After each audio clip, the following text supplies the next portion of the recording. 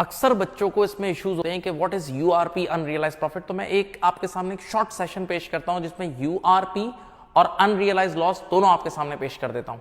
देखें, let us से parent company ने कुछ गुड्स खरीदी 200 की, एस कंपनी को बेची 500 की, लेकिन ईयर एंड तक एस कंपनी ने आगे नहीं बेची। तो जब ईयर एंड तक एस कंपनी ने आगे नहीं बेची तो ये अंदर ही अंदर बिकी है, आगे नहीं बिकी, तो ये प्रॉफिट ग्रुप के पॉइंट ऑफ व्यू से अनरियलाइज है और इस अनरियलाइज प्रॉफिट का हम नामो निशान मिटा देते हैं। ट्रीटमेंट क्या होती है, जब ये P2S सेल है तो जो भी यूआरपी है वो पेरेंट कंपनी ने बुक किया है तो पी कंपनी के प्रॉफिट्स में शामिल होगा, तो पी कंपनी की रिटेन अर्निंग में भी शामिल होगा। तो हम पी कंपनी की रिटेन अर्निंग से जब निकालेंगे तो ऑटोमेटिकली हमें कंसोलिडेटेड रिटेन अर्निंग को कम करना होगा, एक ट्रीटमेंट।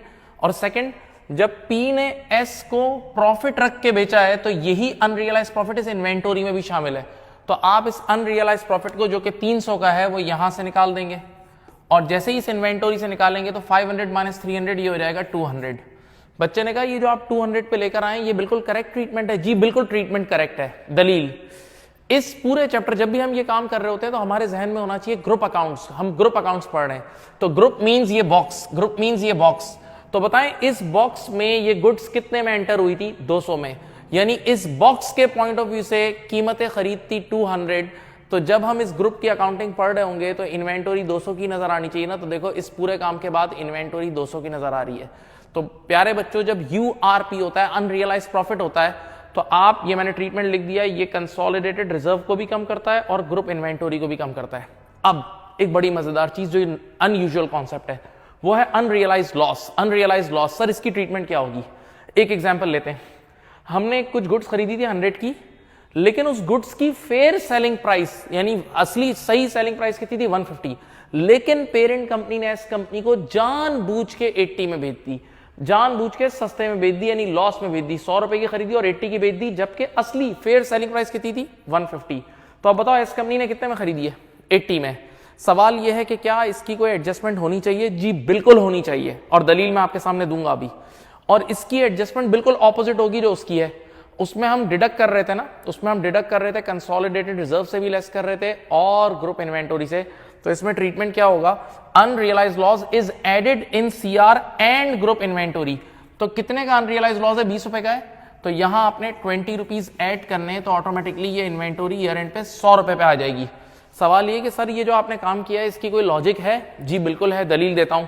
देखो इस पूरे काम के बाद इन्वेंटोरी 100 रुपए पे आ रही है। अब बताओ वंस अगेन, अपने चैप्टर का नाम क्या है? अपने चैप्टर का नाम है ग्रुप अकाउंट्स। इस डब्बे के लिए हम पढ़ रहे हैं। हाँ, तो बताओ इस बॉक्स में ये गुड्स कितने में एंटर हुई थी, 100 रुपए में एंटर हुई थी। तो भाई बॉक्स के पॉइंट ऑफ व्यू से 100 रुपए पे ही रिपोर्ट होनी चाहिए ना। और एक और दलील IS2 की, भाई 100 रुपए पे एंटर हुई थी और उसकी फेयर सेलिंग प्राइस है 150, तो 100 रुपए की कॉस्ट है, सेलिंग प्राइस 150 है। बताओ inventory should be recorded at lower, तो 100 रुपए पे रिकॉर्ड होनी चाहिए। और यकीन करें इस पूरी कहानी के बाद ये इन्वेंटोरी 100 पे रिकॉर्ड हो रही है, तो दिस इज परफेक्ट। लेकिन इसका एक और केस आता है जो हमारे यहाँ ACC की एडवांस अकाउंटिंग में आया था, वो बहुत जबरदस्त केस है लॉस का। यहां देखें, अब हमने 100 की गुड्स खरीदी और उसकी फेयर सेलिंग प्राइस 80 है। नहीं समझ लो गुड्स गिर गई या गुड्स के अंदर कोई बुराई आ गई या टेक्नोलॉजिकल चेंज आ गया, कुछ भी हो गया, तो अब वो 100 रुपए की चीज वाकई 80 की हो गई, वाकई। और अब हमने उसी अमाउंट में बेच दी, 80 रुपीज में बेच दी। तो बताओ एस कंपनी वालों ने 80 में खरीदी और इस बार असलियत में वैल्यू गिर गई थी। तो याद रखना, अगर असलियत में वैल्यू गिर गई हो, कॉस्ट से कम हो गई हो और उस प्राइस पे पेरेंट सब्सिडी को या सब्सिडरी पेरेंट को बेचे ना, तो now no adjustment is needed. Unrealised loss की कोई एडजस्टमेंट की जरूरत नहीं है, यानी बस इसको एज इट इज छोड़ दो, कोई अनरियलाइज लॉस के एडजस्टमेंट की जरूरत नहीं है। सर क्यों, जरा सोचें। इसका मतलब सर इन्वेंटोरी 80 पे ही रहने दे? हाँ बिल्कुल 80 पे रहने दे। दलील सुने। बताओ अपने चैप्टर का नाम क्या है, ग्रुप अकाउंट्स। तो ग्रुप के अंदर ये गुड्स एंटर कितने में हुई थी, 100 रुपए में, तो इसकी कॉस्ट है 100 रुपए और उसकी फेयर सेलिंग प्राइस कितनी है, 80, यानी इसकी एनआरवी 80 है। तो बताओ ये एनआरवी 80 है, कॉस्ट 100 रुपए, inventory should be recorded at lower of cost और एनआरवी, तो इसी पे रिकॉर्ड होनी चाहिए। और यकीन करें इसी पे रिकॉर्ड हो रही है। तो इस बार वैल्यू वाकई गिर गई है, इस बार कोई अनरियलाइज लॉस की ट्रीटमेंट की जरूरत नहीं है। देख सकते हैं आप, ये देखें मैंने क्या लिखा है, do nothing, no adjustment needed, यानी अब आपको अनरियलाइज लॉस की कोई एडजस्टमेंट की जरूरत नहीं है।